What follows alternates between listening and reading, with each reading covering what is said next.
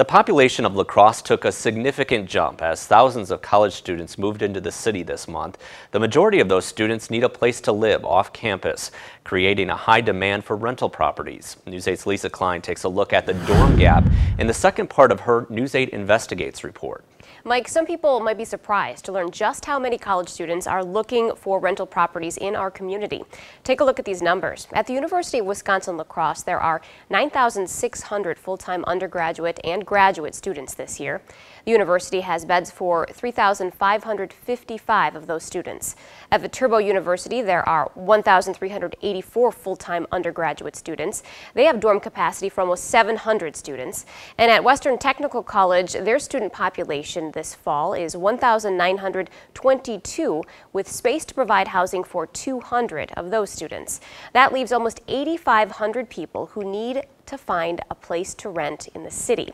Tonight, I'll take a look at how the need for off-campus housing impacts the need for rental properties and what one local rental company is doing to improve rental property options and, as well, improve the local tax base.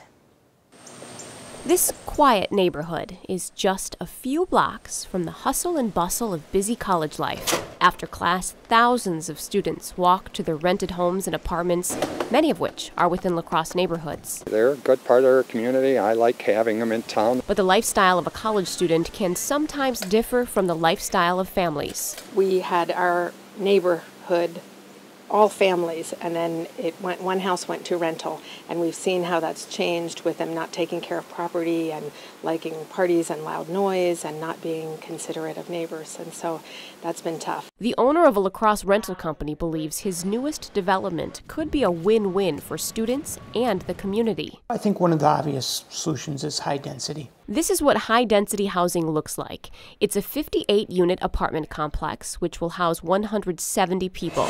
The Aguilera Building project was announced earlier this month and will be built next to UW-La Crosse's campus. When you're trapped between a river and a bluff, you really have to be focused on density and redevelopment. This project by 360 Real Estate Solutions, along with others popping up around the local colleges, are examples of this concept. This project basically took 8 old homes. We're redeveloping it. There was $14,000 in tax base. When we're completed, there's going to be $150,000 of new tax base. Significant increase. And we're adding community-based neighborhood amenities with a cafe and a fitness center. That adds real value to the community. We're seeing more and more of that. The Hive is another example where they combine the kind of the first floor commercial space storefront with the upper levels of residential units. The mayor and some local developers believe this type of housing can also help pull some students out of residential neighborhoods. I think it's a common sense thing to think that if we can start to create a higher demand back in the campus areas with higher densities that are attractive in the marketplace and that meet those student needs, we will see the migration come back towards the campus area. If that happens, the concept could drive down the need for so many homes to be converted to student rental properties in surrounding neighborhoods, opening up the possibility to revitalize parts of the community. If it does pull people out of neighborhoods, that allows for those neighborhoods to be redeveloped, right? At some point, you have to take that property out of service, because some of it, with candor, was built in a much different time, very small boxes, if you will, that don't accommodate the needs of today's society. But how many of these high-density housing complexes can La Crosse sustain? I mean, you're raising a very good point, and it's and sort of what is the right balance. I think we're still on the building side of that equation, so I've not heard as far as cautions or concerns about adding too much density at this point. For now, the new building projects will continue to move forward, providing student housing closer to campus, which some residents look forward to. We love our neighborhood and we love having kids in our neighborhood, but we respect that not everybody lives the same. Well, currently there are 3 high-density housing complexes under construction.